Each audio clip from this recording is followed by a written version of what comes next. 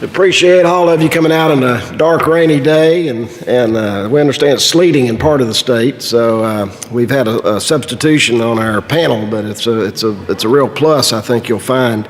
I want to first say that we wouldn't be here today without the help and support of Dean Skip Rutherford and Nikolai DePippa, the develop and operate this speakers program.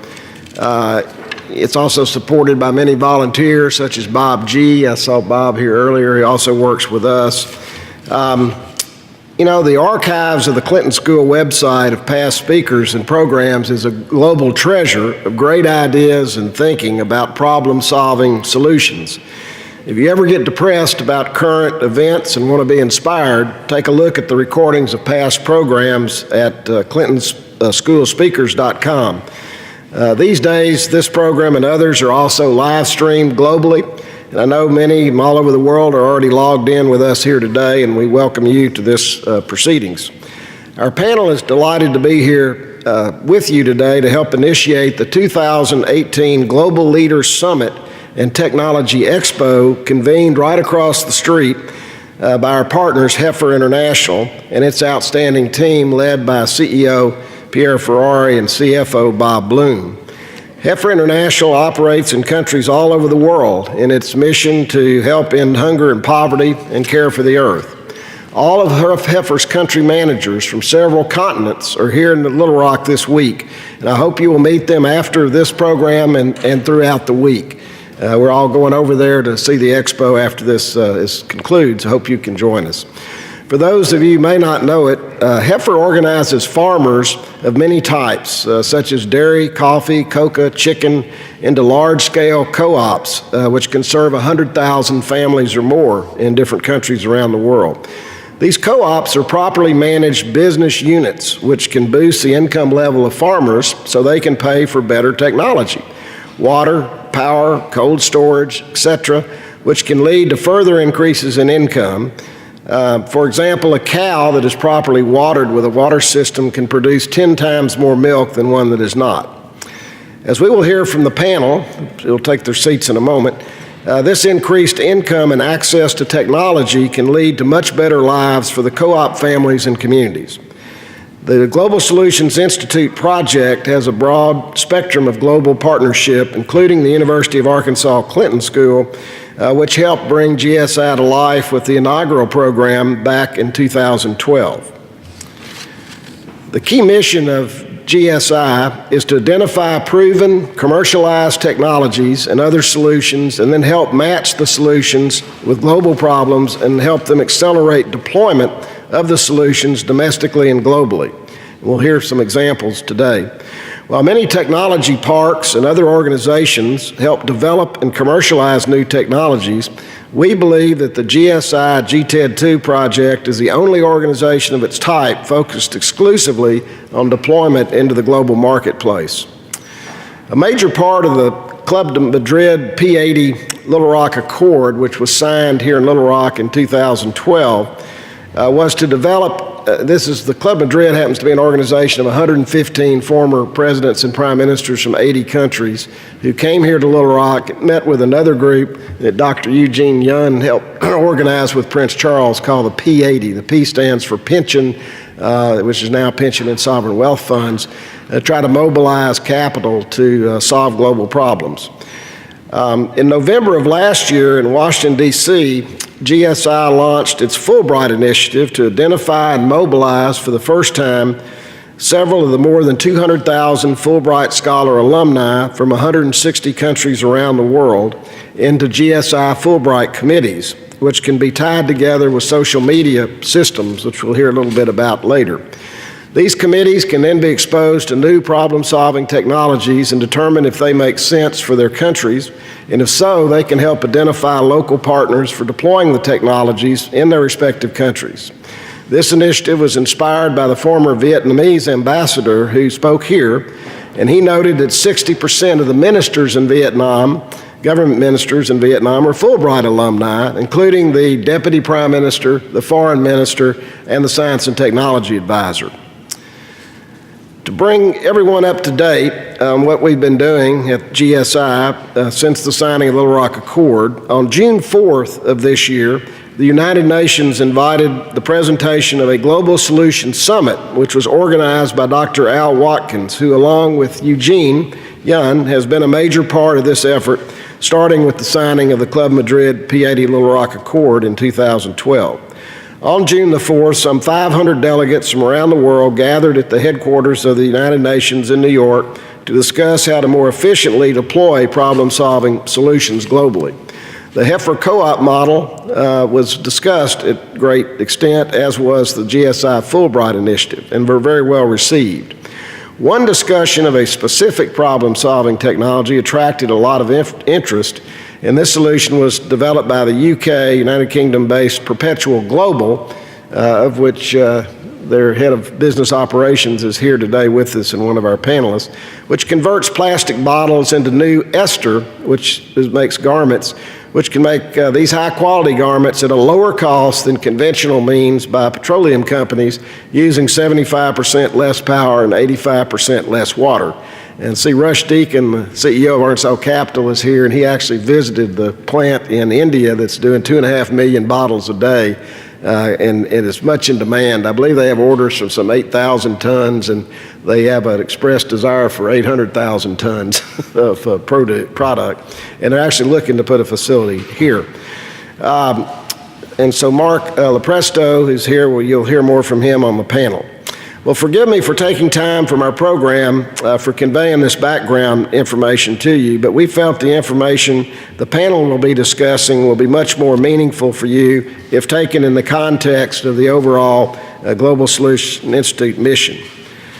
So we're focused on we're here today, we're focused on a new GSI financial engineering program for technology deployment, which we believe can revolutionize financing for technology deployment in less developed countries. The idea was developed in conjunction with the June 4th meeting at the United Nations headquarters.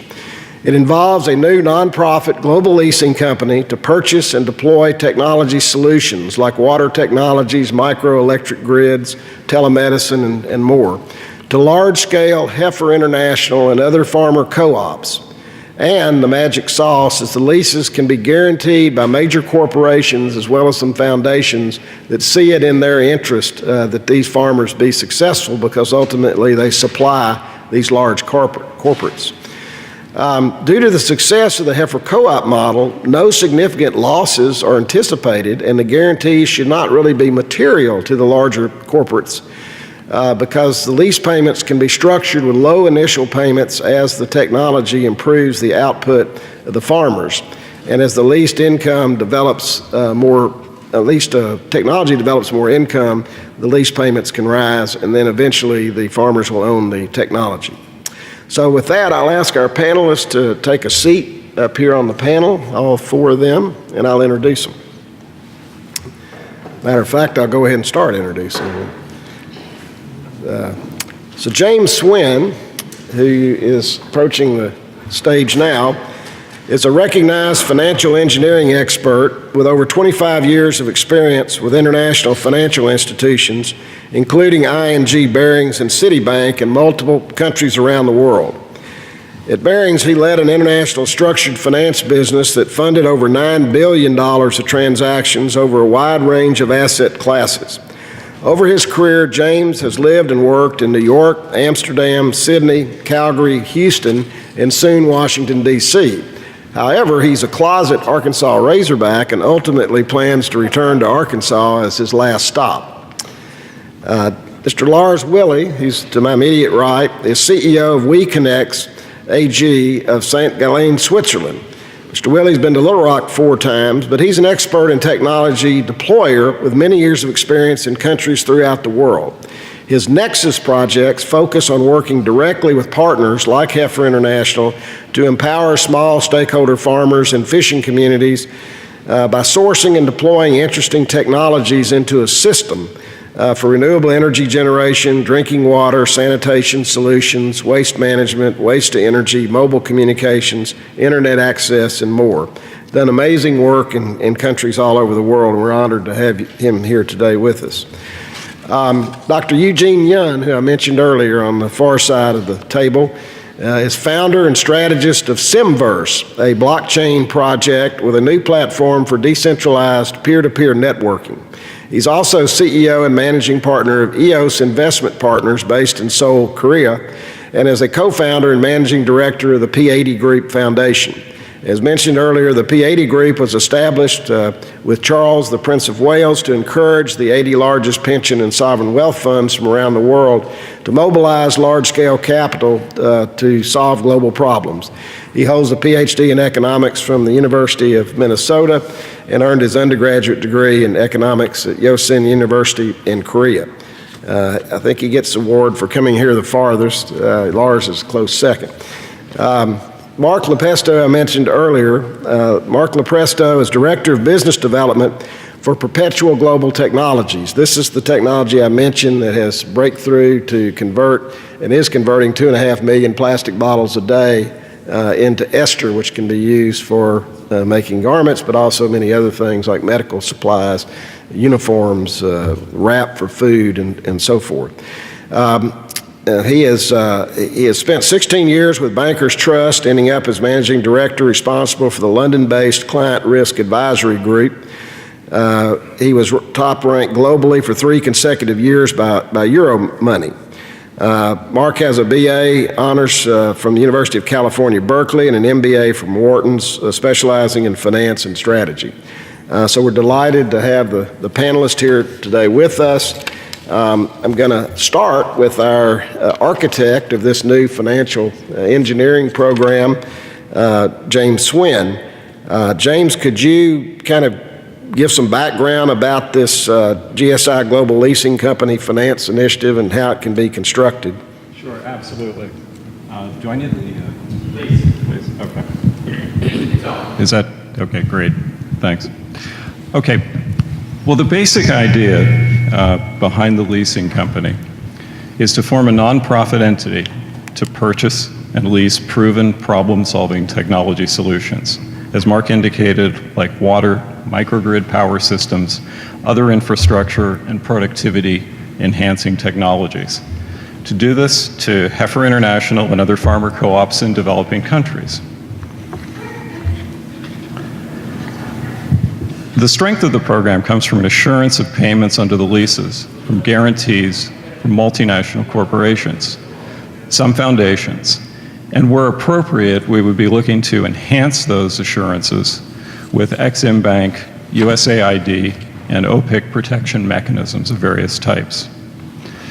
Under this model, leases would start with low initial payments.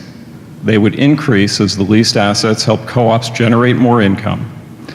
And over time, those payments could also include a reserve that would enable the co-op at the end of the lease to purchase the asset on its own. Interestingly, in cases where newer or more productive replacement technologies are demanded because of the commercial success of the co-op, the leasing company can identify the best placement for the older but still productive technology assets that are coming off lease and make those available on attractive purchase or lease terms. So in this way, the leasing company is actually looking to assure the most productive utilization of all technology assets that cross its balance sheet over their useful lives. In cases where technology assets satisfy the needs of a co-op, but substantial commercial growth isn't anticipated or desired, the co-op can purchase the assets at the term of the lease with the reserve or with philanthropic capital. In cases where platform scaling was attempted but did not achieve commercial success, the surplus technology assets would be redeployed to other co-ops. The financing mechanism provides a framework in which co-ops can test their aspirations and their capabilities to scale themselves into larger commercial platforms while continuing to improve the sustainability and the quality of life of their communities. It's important to emphasize, however, that this type of financing mechanism applies strictly to CapEx investments. It doesn't apply to the other working capital requirements of growing enterprises. The financing mechanism that we propose would provide co-ops in developing countries with a scalable and a replicable tool for acquiring problem-solving technology assets faster and more efficiently than traditional alternatives, and encourage more inclusive ownership of commercial assets farther up the value chain, which in turn would contribute more meaningfully to long-term economic durability and resiliency. The ecosystem of the proposed GSI Global Leasing Company Finance Initiative comprises the following: a multi-company lease financing platform, project flow regulators like Heifer to assure that the right projects enter the financing program, a scaling partner like Weconix to assure that co-ops scale efficiently and to a high quality standard, technology flow regulators like the University of Arkansas to vet technology solutions and assure that the right solutions are mapped into the right projects, guarantors to assure timely payments under the lease contracts, and debt and equity investors, including, among others, foundation endowments, socially responsible investment funds, including pension funds, and sovereign wealth funds to supply the investment capital required by the lease financing platform to purchase and lease technology assets. So, why would a major multinational corporation guarantee lease payments under a program like this in developing countries? When you think about it, it's really quite simple. It's actually a low-cost way for a corporation to explore, develop, and expand supply chain relationships on the buy side of the market, and it's a low-cost way to build brand and reputation on the sell side of the market. Lease guarantees can act as precursors to direct capital investment that can work to identify and build relationships with the best local supply and distribution partners, and they can enable a corporation to gain deeper insights into local market dynamics, transactional protocols, and on-the-ground risks. They can provide a powerful and a strategic tool for acquiring timely and relevant market intelligence, and they can mitigate financial risks associated with direct capital investment. In addition, the integration of an enterprise scaling partner into the development process helps a co-op to not only grow its capacity, but also to understand and meet domestic and international trading partner expectations that relate to supply chain reliability, logistics, resource planning, sustainability, and data collection and reporting. As a result, the co-op can proactively work to mitigate transactional and operational risks and to reduce the number of out-of-pocket development costs that otherwise would have been for the account of the corporation seeking market entry, market expansion, and/or a trading or JV partnership. You may have noticed that none of the reasons that I've cited so far for guaranteeing lease payments is entirely philanthropic. And that's not to diminish in any way the importance of humanitarian action or social responsibility as motivators. In fact, under the program, both will be advocated quite strongly to generate support. But what will give this initiative its scalability and its replicability, and in many respects, its sustainability, will be the manufacture of economic and risk mitigating benefits for itself and for market trading partners. What might this initiative mean for philanthropic capital, as well as for foundation endowments, socially responsible investment funds, and sovereign wealth funds? The proposed GSI Global Leasing Company Finance Initiative is designed to expand the reach of every dollar of philanthropic and social impact capital invested in the leasing platform activity, and importantly, to open a door to foundation and fund investment by using corporate guarantees and other loss mitigation mechanisms to dramatically shift the risk and return equation of every dollar invested. In other words, under this program, the parties who benefit from market development carry the risk of market development.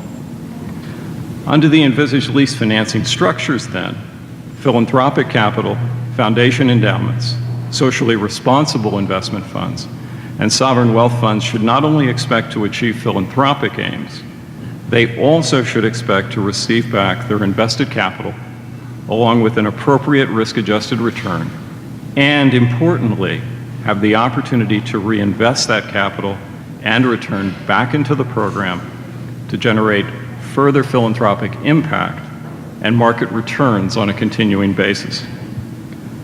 At the project level, what the proposed initiative offers that is distinctly and powerfully additive to philanthropic initiatives in this area is a scalable CapEx funding bridge to the next stage of economic development. So, in closing the summary of the initiative, what I would like you to do is think about it as a recirculation system, one that aggregates, allocates, grows, and recycles CapEx investment to catalyze more productive social and economic outcomes, one that deploys and redeploys technology assets to assure more productive utilization of those assets over their useful lives, and one that expands the reach of every dollar of philanthropic and social impact capital that crosses its balance sheet. Thanks, James, and we'll ask questions after the other panelists make their remarks, but that's the 30,000-foot view of what we're doing. Lars is at the 0-foot altitude of what we're doing. He's the guy that is the boots on the ground in difficult markets, working with folks in those markets to deploy technologies, and he's put together systems that are solve many problems all at the same time. The magic thing that has been missing is finance. How do these communities finance the deployment of these systems that he has organized? And so we want to hear from him as to kind of what it is he's doing and how what he's doing could be a target for lease company support, which would mean if it's successful, we really change the world deploying things that Lars's company works on. Thank you very much, Mark. It's a pleasure to be here. It's the fourth time already. I was here the first time, I think, 2013. At that time, pitching a technology, a water purification system, which is powered by solar. The second time, I think, was more already a little bit going into a direction where we are, and now we do something totally different. Not totally, but quite different. And the question is why? In 4 years, why have we changed so much? Right? I started my own company in 2015 with the goal that we just saw in the field, in the economy, a need for new business models. So we started off creating business models for deploying technologies into countries where they're mostly needed. And that's what we're doing, and therefore we are by definition already a learning organization, and we learn a lot on an everyday basis. What we are currently doing, we are setting up so-called nexus centers in developing countries. So we go into a village, we provide basic infrastructure, which could be water, power, communication, a building, sanitation, and so on. And then we have a combination of a B2C business, which means that we sell, for example, water to the local community on a very low pricing. And we combine it with the B2B business so that we try to help use the facilities, the technologies for commercial purpose. So I can give you an example. In Madagascar, for example, we have water and power. The combination of it allows us to generate ice. With the ice, we can help the local fishermen to develop a cold chain. We are in the background organizing the cold chain. We're collecting the fish on various of these nexus centers in various villages, transport it to our customers, and then we have a better position to negotiate deals, prices, because we have more quantity and a better quality of fish. These additional margins we use to cross-subsidize the investments on the infrastructure. So like this, we have an integrated system. The concept that we developed is about technology deployment, but it is also about know-how transfer and about access to markets, because that's also missing for especially the local fishermen and also the local farmers. So we try to help there. How are we doing it? We said it is time for thinking outside of the silos. We have tried that. We have tried to do power, food, water, connectivity and so on in separate fields. That hasn't been working. And the situation for these local groups, for these local smallholders, sometimes is also not in silos. It is a complex world. They have, in one day, they have a problem with food and power and water and so on, and all interconnected. So we need to target our solutions according to their living situations. We have taken one step further in our structure compared to many others. So we're taking risks. What does that mean? We are investing in a local company, but we only own half of the shares, whereas the other half of the shares belongs to the farmers and the fishermen. Why that? The reason is simple. We want to collaborate with them. We don't want to collaborate on their shoulders and make our business on their shoulders. So when they are successful, we are successful, but only when they are successful, we are successful. So we believe that this is truly sustainable and goes one step further. It makes the whole structure as well more efficient. And we didn't invent this, we just copied and adapted it from existing models which were quite successful in Europe, for example, when 100 years ago the farmers started to organize themselves in co-ops. We do it maybe on a more market basis. So we have a very strong long-term focus, and we are actively searching for partners, NGOs, universities, technology partners, and investors. Why? Why such a complicated model? So we think it is time to think entrepreneurial again. Now that might sound strange, but if you look back, the big entrepreneurs that you had in the US, that we had in Europe, what did they do? They were thinking long-term. When you think long-term, you need to play with the resources you have responsibly. And resources are natural, they're social, and they're capital as well. In the past years, it seems a little bit that we were kind of figuring out that the social and ecological capital is anyway endless, so we focused on the money only. And I think that has to change. So we need to become more entrepreneurial again and think as well holistic in what we're doing. So we need new approaches which are fair for all sides. And that includes the locals, especially the locals in these developing countries where we now focus on. I think there is more when we talk about sustainability than investing in Tesla, in solar power plants, or in a microcredit organization. We need to take risks again. There's no time for colonialism anymore. Now the challenge, what is the challenge? The challenge is that the time is ticking. We have the Sustainable Development Goals which were set until 2030. So people are growing, the number of people is growing, we eat more food, we want to have better food, and we only have one planet to feed us all. So we need to have solutions, and we need to have them until in 2 years, because we need to have 10 years to implement them, and then already 2030 is there. So we don't have time to waste anymore. Another challenge is that the financial sector is not ready for this kind of market. The financial sector is still focusing on the Teslas and the microcredits and all the other sustainable projects which are in our world bringing returns which are on market rates. In these areas, to really talk with the locals and collaborate with locals, this type of structures with funds and so on might not work. So maybe there we have to be innovative and talk about solutions as James just has presented. Another thing which is a challenge but might be helpful is the reputational risks of the off-takers. Think about Walmart, think about Danone. The customers, you and I, we are asking more and more about a certain proof where our products are coming from. So they cannot allow anymore that there is some black sheep in their supply chain. So there we need to check as well, which is maybe a chance to really start working on the ground. So I think there is many good projects, many of those developed, for example, by organizations like Heifer and Windrock and so on. But we need to leverage them. We need to take them to the next level so that the NGOs have the capital free again to scale again on their own. Whereas the co-ops, the good projects continue with a sustainable future. And there we need to help. There we need to collaborate with the off-takers, with the financial sector, and have an integrated system. And then I think we have a chance to tackle the problems that we all face. Thank you. Thanks, Lars. And I tell you what he's doing, he's building the things that a leasing company could credibly provide funding to. And you can see his enthusiasm, and has had a lot of success too. He's also got a Fulbright scholar in Madagascar working for his company.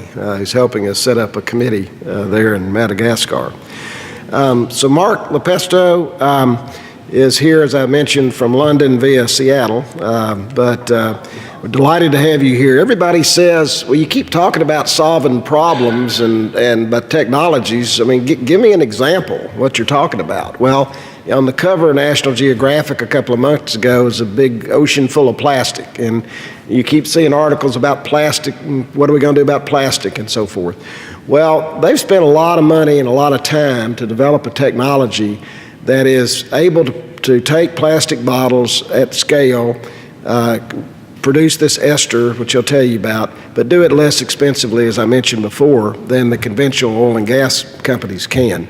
So Mark, if you'd tell us an amazing story about Perpetual, and as I mentioned earlier, they're looking to put a major facility here that will be a base for global expansion. But also, it's a tie to the Heifer co-ops, because one of the things these co-op people can do is start plastic bottle collection businesses in their countries to be able to find an additional income. And if you all remember, not that long ago, you would see aluminum cans all over the roads and waterways. You don't see that anymore because the price of aluminum cans, because of a successful recycling technology, is so high that people collect the cans. And that's what they're doing with plastic bottles. Mark? Thanks, Mark. I guess I'd like to structure my comments extemporaneously into just some key punch points. First of all, a little bit more elaboration on what we do, and then why we're doing it and why we've spent a number of years and a good amount of money and a lot of sweat and toil to get where we are, and then how we're doing it. A little bit on the technology, but not too much, not too deep, but also talking about some key components, what Mark alluded to, the feedstock aspect of it, where we're getting the key ingredient for our process, and also players and I think processes that have been involved that have been very helpful in us making our progress. And that includes global brands, including Walmart, including some of the biggest apparel brands that do have some vision and a good amount of environmental and social responsibility that they've come to, partly because a lot of them are outdoor companies and their customer base say you really have to do something about the environment. Part of it's because there's some rather aggressive NGOs over the years that have sort of gotten out of stick and beaten them into it and raised their awareness, but they've played a vital part because they're our demand ultimately. And then I'd like to talk a little bit about the opportunity in terms of, you know, what that means in terms of our existing feedstock and how that plays back into Heifer, what they do in the co-ops. So first of all, really simply, we have a factory in India, and as Mark alluded to, we recycle roughly 2.5 million of these bottles. This is a very nice, clean example of this bottle. As you can imagine, in India, we never get bottles like this. It's just inherently in the process, you know, a good amount of the bottles actually they're picked out of dump sites, landfill, and recovered, because this is a very expensive petrochemical. In one sense, I've always found it ironic in the US that everybody complains about gasoline prices, and then a lot of people will take these bottles and throw them away and not give it a second thought. But you're throwing away gasoline effectively when you're throwing away this, or, you know, so that's something to think about. And particularly if I can point a finger at ourselves for the United States, because the United States has one of the lowest recycling rates and recovery rates in the world. You'll find in Asia, where there's a lot less infrastructure and resources, the recovery rate for bottles is, you know, 80, 85%, 90%. Countries that have been dedicated and committed to it, like Switzerland, extremely high, and very community-based. You know, they realize it's important to have a circular economy and to really use resources as efficiently as possible. So we take these bottles. We actually get them in flake form delivered by our partners, our supply chain partners in India, and we then turn it into this, which is a fine filament yarn. And we'll talk a little bit about the process, but basically this yarn is used in, let's say, a set of 100 bobbins to weave into a fabric, and then that fabric is turned into outdoor wear jackets, running jerseys for jogging, et cetera, all sorts of sports and apparel. To get from quite dirty bottles to a very clean yarn is quite magical, and we'll talk a little bit about that. The reason why we do this is because, of course, it's plastic. It's a valuable petrochemical, so you might as well figure out something to do with it. But also because this doesn't biodegrade. It takes 200 years to break down, and then it's, you know, still not worth a lot. So you're much better off just grabbing it at the outset and doing something with it. And the why is also because there's a heck of a lot of this. They talk about 600 billion bottles a year that are, you know, basically made and consumed, and a lot of it gets thrown away. In the textile apparel industry, you have two primary products. One is a filament yarn, that's then knitted or woven into fabric, and then you have staple fibers, similar to staple cotton, but made out of synthetic filaments. And between those two, it's roughly 40 million tons a year. The CO2 that's emitted by the textile industry is much greater than if you took all the freight emitted CO2 from trucks, from shipping freight, from air cargo and everything. You added all that up, textile's bigger than that. And to compound it, of course, textile also has the chemicals and other aspects to deal with. So lots of plastic, you need to figure out something to do with it. Now, that's the bad news. The good news is that these bottles are made out of polyester. And polyester is a rather paradoxical material, because polyester, on the one hand, yes, it takes 200 years to biodegrade. But if you have a good process, there's a very known chemistry where you can take a polyester molecule, which is roughly 100 ester small molecules all zipped together, and unzip them. And when you break them apart, you end up with a liquid solution that's roughly the consistency of vegetable oil. And the food industry is known for many years that you can actually purify food oil down to a very fine purity of like 5 microns with well-known, well-established vertical leaf filter technology. And that's exactly what we do. And once you have that very clean ester, which can be used for medical instrument packaging, it can be used for drinks approved by the FDA, you actually have a building block that's very magical and wonderful, because you can basically zip those esters back together and make a product again. So although polyester is very bad in that it's 200 years of time required for biodegrading, it's actually an extraordinarily magical material that can be used, reused, and reused, and reused again. And so from that standpoint, from a circular economy standpoint, this is one of the best packaging and one of the best materials that people have invented. So the question is, well, how do you actually do that? Well, we're rather unique, or Perpetual's rather unique, in that we developed a patented, or rather a very brilliant inventor out of Australia, invented a chemical recycling process where through a particularly and proprietary process, you break this and depolymerize these bottles down, and we do it roughly 25 tons a day, and you go through that process, which means that when you polymerize it back again, you're making polyester, and then you're spinning that into a yarn like this. And if you take 20 miles of this, you'll make one jersey. And that's only good for Adidas and Nike and everybody else if the first yard and the first 100 yards and the first 1,000 yards is as good as the last yard, because all of it has to be dyed consistently. And if it's not, then you'll get stripes and you'll never get a product in the store. And that is quite a demanding requirement, and that's what our process does.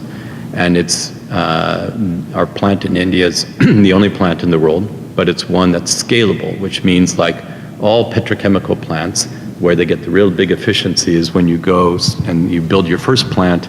Maybe when they build the first polyester plants, the key operating the key reactor vessel was maybe 10 tons, at the most that could be processed in a day.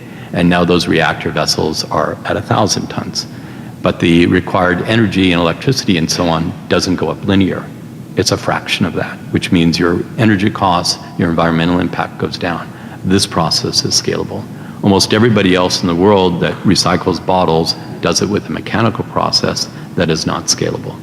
And so what we want to do, including our showpiece plant here, is to demonstrate to the world that not only is this a great process that uses 75% less energy, 85% less water, but it's also a scalable one where we can make a product that's just as good as something out of virgin petrochemicals for Adidas, for Nike, for the North Face, etc. And we can do it cheaper. So lower environmental impact, lower water, and cheaper, and no compromise in quality. And that's what we're about. Now, The way we've gotten here is through a lot of patient investors who have, because any technology innovation and something like this takes a lot of time, and you think you're going to be able to do it in X, and it ends up being 3X and 4X. But they're committed to it, and they're basically, they want a profit, but they're also socially responsible, and they know things take time. We also have visionary customers. So the customers I've mentioned all have committed over in time to increasing their demand. Adidas has said by 2025, all of their polyester is going to be from recycled polyester, which is a huge commitment for them, because I'll tell you, they've made tremendous strides, but they have a long way to go, and the supply is not ready at hand. The capacity is not there. But the other side to this is that, of course, we have the feedstock side. And where do we get the feedstock? In India, it's a relatively what they call a disorganized sector. And you start off with people picking up bottles, on a very, very, very small scale. Some collection, at buildings, et cetera, but otherwise very, small scale. And then it's aggregated up. And that is how it's done. And so without that feedstock, we wouldn't be where we are. So the opportunity is one where the feedstock at the very first stage is basically going through simple mechanical processes where you have simple washing, you have a device that scrapes off the label, you have devices that separate this cap, which is not PET, from the rest of the plastic bottle. You shoot the plastic bottles through a device that basically has claws that cut it down into flakes. You then send it through baths that have separation, so non-plastic or different plastics of different weights get separated. All of that is very simple technology. It's pumps, it's motors, it's some water. It's not really sophisticated petrochemical engineering that we do. And that is something that can be scaled down and can be localized. And that is something that, because in India, plastic bottles are pervasive, and in Asia they're pervasive. They're all over, and they're growing at 15 or 20% per annum. And so they have to be recycled, and you want them to be recycled as efficiently as possible. And it's a lot better to break these down into flake on a localized basis and then centralize the shipment to a plant, rather than having these in very bulky bottle forms. And that's something I think that's really interesting to explore with Heifer and the co-ops, is something to expand beyond their primary agricultural-based, perhaps, business, to something that's really achievable with the proper training and support, and with the proper financial support in terms of a leasing structure or something like that. The equipment can be bought in India, it can be bought in Thailand, China, the United States, et cetera. Sourcing the equipment's not difficult, it's not proprietary. And that's the way that we see how we can, sort of help at a more of a, if you will, a decentralized and a lower tech basis to complement what we're doing, which, our plants cost 30 to 40 million, and obviously you need very skilled engineers, and they're petrochemical plants, but they're environmentally friendly petrochemical plants.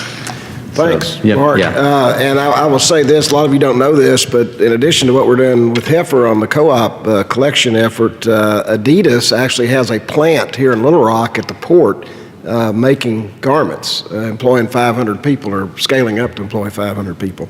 Well, now I want to introduce you again to I call him my brother. I've got two blood brothers, and Lee Eugene's my third brother since about 2010. But Eugene, I introduced you earlier, but your work with all over the world with the Asian Development Bank and P80 Group and what you're doing today, you've listened to this. It's kind of part of our dream that we had with the Club Madrid P80 to work on innovative financial plumbing systems to move money.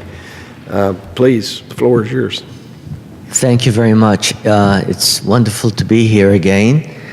Seems like only yesterday I was here, but Mark tells me it was 2012. So that was a great meeting we had, and we tried to bring some of the world statesmen belonging to Club de Madrid, together with some of the big capital in the world, so the pension funds and the sovereign wealth funds. And I think we all had a good time. I'm not sure that we're getting the results that we were looking forward to. And let me expand on that idea a little bit. Today, we heard some really inspirational stories about helping and making a big impact in important areas of plastic recycling, or helping people in Madagascar or other countries, small fishermen, and so forth. And we have been involved in trying to affect, in a positive way, climate change for quite some time now, thanks to a great leader in thought and leader in kind, I think, Prince Charles of Wales. In 2007, he said, is there a way to mobilize more money into the climate finance space? And someone said, oh, pension funds have a lot of money. And he said, okay, I'll invite some of the biggest ones to my home. And so he asked at that time 8 of the largest pension funds from around the world, gave them dinner, and said, what are you going to do about climate change? And they talked a good story, and that's how the P8 movement started. Mark and I came along, and one day Prince Charles said, can we grow the size? 8 is too small. I'm a prince, you know. And he said, can't we have 800? So we said, calm down, we'll try to make it 80. And so it went from P8 to P80. Despite the numbers, I think there was a lot of good feeling that we were going to affect the climate change actions in a positive way. And indeed, I think the Paris Accord, which took place soon afterwards, was a good turning point for people's awareness of what we should do. Unfortunately, I think America now is leading the way out the door as far as the Paris Accord is concerned. So that's a little bit disconcerting to see from my point of view. Now, the way things work in the normal finance, conventional finance, is that there are inspirational stories like the ones we heard today, and we try to put them in front of the large fund managers, who then put that story in front of the larger fund managers, who then put that story in front of larger money managers, and along the way, the story gets a little bit distorted or less interesting, and you know, you pare down, let's say, 10,000 good projects, and eventually only 2 or 3 get to the very top and get funded. Okay, this world is not going to improve very rapidly with that kind of bottlenecks along the way. So a while ago, I started to look at the financial plumbing, as we called it, trying to move large amounts of capital into these projects, and I really laud James's idea to try and make some innovations. The global leasing idea is just fantastic. Okay? You want to get ideas like this to try and get more money that weren't accessible to projects in these poorer places, that have less credit, that are less believable, that we have less information about. We try to do that, and I think actions like the one that GSI and James are working on, and the school here, those are fantastic. But I'm thinking, is there another way? So in some respects, using the conventional financial plumbing system is great, but I'm wondering if we can re-engineer the financing altogether. And recently, it hit upon me that something that I know conventional finance is not all that happy with, it could provide the answer. And what I'm alluding to here is blockchains. Okay, so suddenly we're in this discussion about finance and talking about blockchains could be a form of heresy. I understand that. But I think there are ways to approach this problem in a different way. What blockchains will do, and I'm happy to discuss this with anyone who is interested, what blockchains will do is make things more personal. The blockchain is a peer-to-peer network.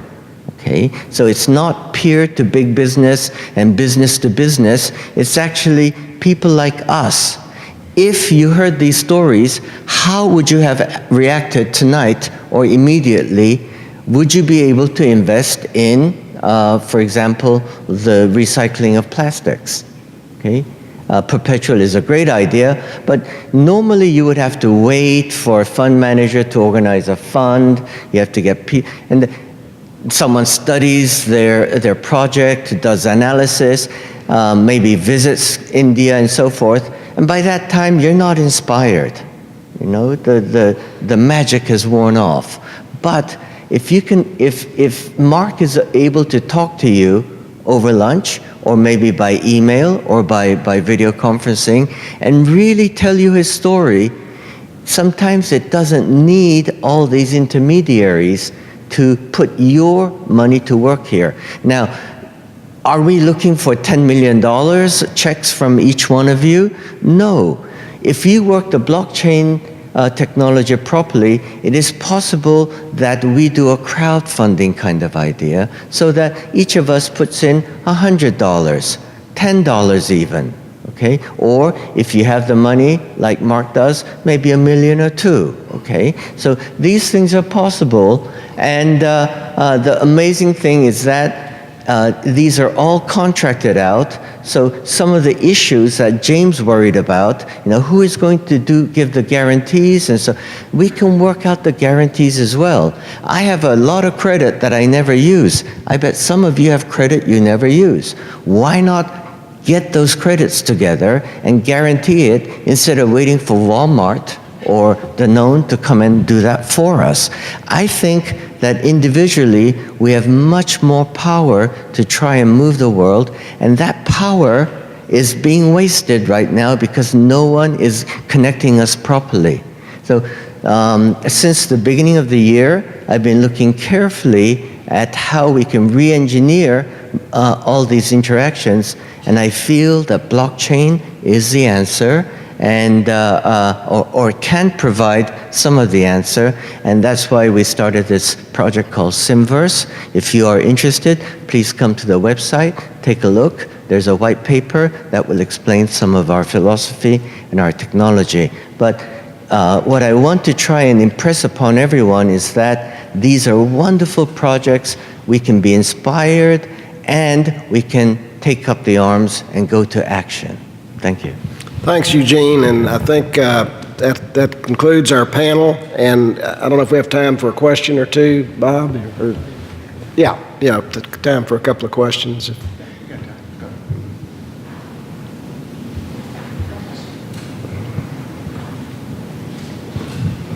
Thank you, gentlemen. What's the difference, James, between microfinance and leasing? Why would one be beneficial over another? Because microfinance is up and running and functioning in some of these markets already. Yeah, I think And there's then how would blockchain, go after it? I think there are a couple of differences. One, and I think what I really liked about the blockchain idea is that blockchain, in the way that it was described, has the ability to make microfinance scalable. And that has been a limitation of microfinance. I mean, one of the big problems that we face is that if you look at the percentage of philanthropic capital out of total capital that's available in the marketplace, maybe it's 5%, probably not. But if you look at taking that 5% and trying to solve problems with it, when 95% of the investment market is betting against you or betting in a competitive way, it's difficult to close the gap, right? So microfinance is very good at getting us to a sufficiency level in certain locations. The concept of a leasing model is one that shifts the risk away from the burden of someone taking a speculative investment on a technology or market that they may not well understand, and shifting it into the supply chain of a party who actually sees potential in that market because of its cost structure, because of the specific technology. In other words, they're dealing with a quality of information or set of knowledge that makes them willing to take more risk because they receive more benefit. The insertion of leasing into that provides a structure whereby that money can go to the benefit of the co-op or the community through a shared equity type ownership model. So I think those are a couple of differences, but I think that there is a real interesting idea here around utilizing blockchain to more broadly source small amounts of capital, make them active in the marketplace. And really, what I think needs to be added into that process is some type of informational or establishment filter around the quality and the integrity of the projects that are presented. How do we verify that? But I love the aggregation concept. Because there was a question about blockchains being applied here, let me try and explain. Leasing is nearly perfect for blockchains. And one of the reasons being is that if we take an object and give it to someone to use, that's what the leasing is all about. When that payment doesn't come in, it's very hard to take possession of that back. Take, for example, a car that is leased or some equipment that is leased. First of all, that car moves around, so you have to go and find it and try to impound it, and there are all kinds of problems involved. Okay? If it's in Africa, it's going to be even harder. So some of the things that we tried to do in Korea was, I'm based in Korea, we tried to move some large equipment to Middle East and use it in the construction works there to lease it.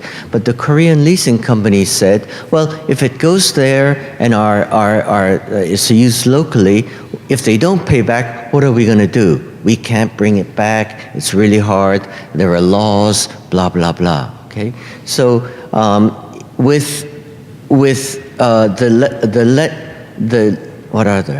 the leasing companies have problems putting all this asset overseas and into unknown areas. What we can do with blockchains is we can make the contracts very watertight so that as soon as the payment doesn't come in, and the payment is, say, monthly, we can detect that right away. And if you fail once, we'll give you a warning, let's say. But if you fail twice or 3 times, we use IoT, Internet of Things. We just switch off your engine, and you're not able to use that at all. Okay? If there's a software in there, we will make it controllable from our end so that you're not able to operate the asset at all. So it's very rigorous, and once they have this big machine that is not doing any work, they're not making any money as well, they will renegotiate very quickly and be able to get onto the right track again. So there are these mechanisms in place that allows us to work very effectively, and you might think this is very mean and cold-hearted. Someone is leasing the car and you switch it off so that he can't go to work or can't do deliveries or things like that. But it's not really, because by doing something like this, you know that there is a very strong enforcement policy behind, and because of that, the people are making more money available for the leasing parts. So those who are not privy, who are not in the good enough credit zone to be able to lease, are now in a position to lease. So I think this is not only great for leasing to bring blockchains into it, but this will change, I think, the map of financing in poorer countries where there's much less trust. I think Madagascar will benefit from this. India certainly will benefit a lot. And I really do think that these tough enforcement ideas are not bad, but will help the people in need. Okay, well, I think we had sort of had two questions in one. Thanks, Heather, that was great. I think we'll conclude, and I want to thank all of you for being here and thank the panelists. And again, all of you are welcome to go over to the Heifer International Pavilion to see the Technology Expo and mingle with some of the Heifer country managers if you'd like to do so. So thanks. We'll give the panel a hand.